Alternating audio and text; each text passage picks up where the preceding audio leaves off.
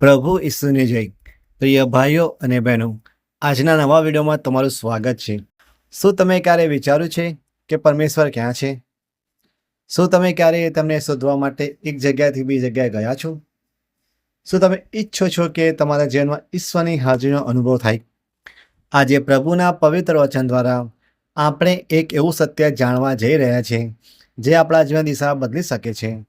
એક એવું સત્ય જે કદાચ આપણે સાંભળ્યું હશે, પરંતુ તેની ઊંડાઈને હજુ સુધી સંપૂર્ણ રીતે સમજી શક્યા નથી.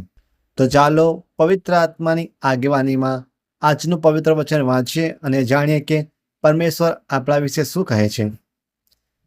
આજનું પવિત્ર વચન 1 કોરિન્થ અધ્યાય 3 કડી 16. તમે એટલું નથી જાણતા કે તમે ઈશ્વરનું મંદિર છો અને ઈશ્વરનો આત્મા તમારામાં વસે છે?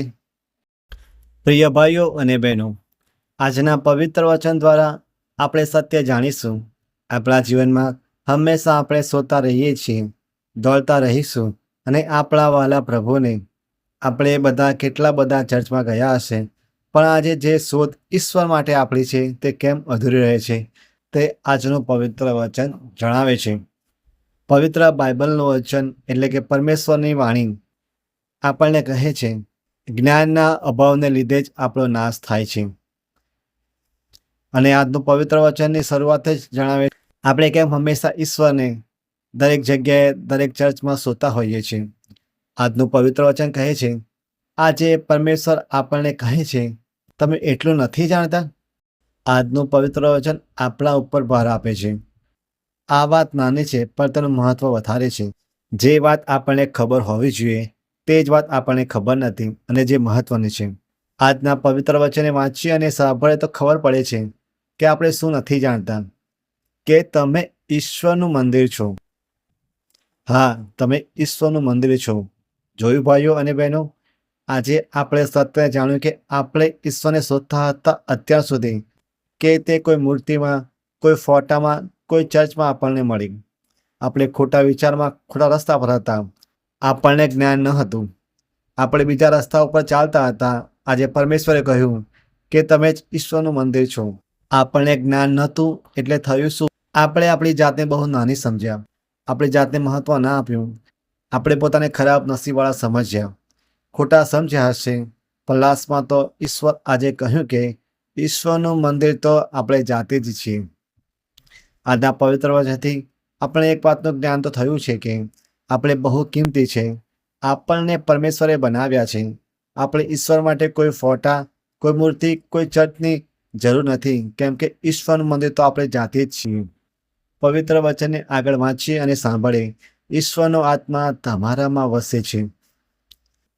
હેલો ભાઈઓ અને બહેનો, આજે આપણી આંખો પૂરી રીતે પ્રભુએ ખોલી નાખી છે.